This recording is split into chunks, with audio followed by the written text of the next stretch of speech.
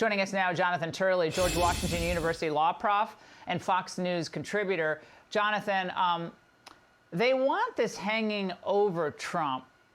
So where's Judge Merchan ultimately going to land on this issue?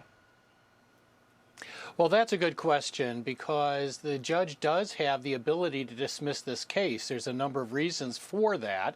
One of the most obvious is that you have the immunity decision from the Supreme Court, and they did use evidence that came out of the White House in the first Trump term.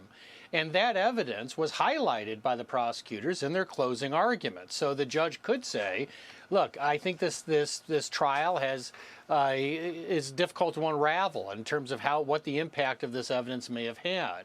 But the one option that he shouldn't consider is the one that Bragg is pushing, that we should have this suspended for 4 years. Consider the implications of that for an American president. It would mean a local judge and a local prosecutor have basically the president on a leash. And keep in mind also that the governor of that state can pardon the president.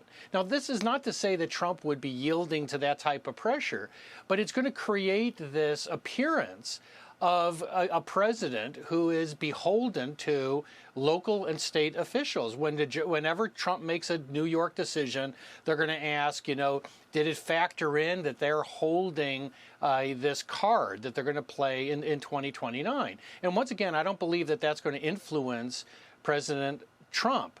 What I'm saying is that this is an unprecedented and dangerous type of condition. It's creating a type of layaway presidency that they're going to redeem him in 2029 and try to put him in jail. Yeah, I mean, this is their fever dream, and it has been really since 2015. This has been going on in one form or another since, I think, for 9 years.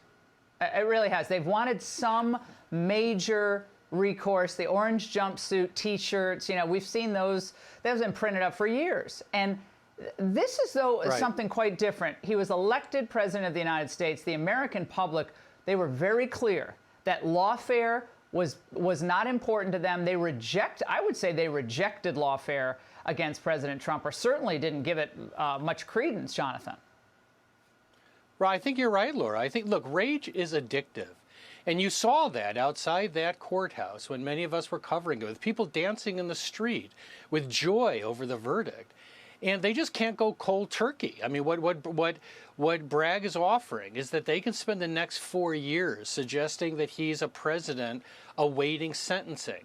And that's just a thrill to them. It'd be much worse for them to go to sentencing, because it's unlikely that he'll be sentenced to jail. It's much better to have this Damocles sword dangling over his head for 4 years, where they can say, look, there goes the president. He's awaiting a sentence.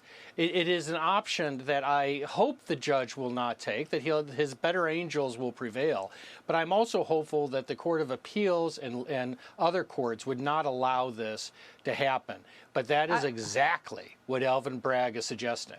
But Trump's lawyers can't leapfrog to the Court of Appeals yet, can they? Or can they make some type of a motion to the Court of Appeals to do that, Jonathan, in this current posture? They can try, but it's very unlikely, Laura, that it would succeed.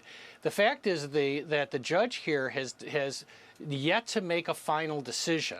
And so he's holding on to this case for dear life. Yeah. And none of these courts can look at, for example, all the errors he made at trial, which are incredible. I mean, these are layers of reversible error that haven't even been reviewed yet, and we're not even talking about the sentence. Okay, that's brilliant. So Merchan could be, let's be really charitable, Jonathan, could be just insulating himself from an embarrassing series of reversals, or even appellate admonishments, given what I saw when I was in that courtroom and what you came on this show, I don't know how many times, talking about this. So it actually helps him, and the left thinks it hurts Trump negotiating with world leaders. Oh, you're the guy who's awaiting sentencing.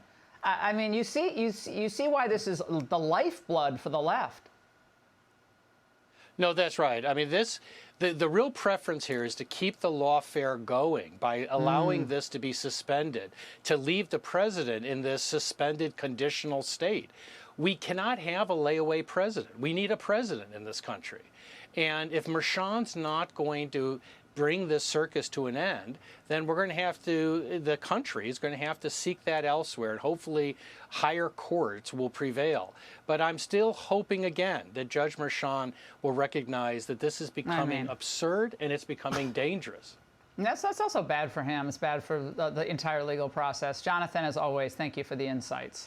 Hey, Sean Hannity here. Hey, click here to subscribe to Fox News YouTube page and catch our hottest interviews and most compelling analysis. You will not get it anywhere else.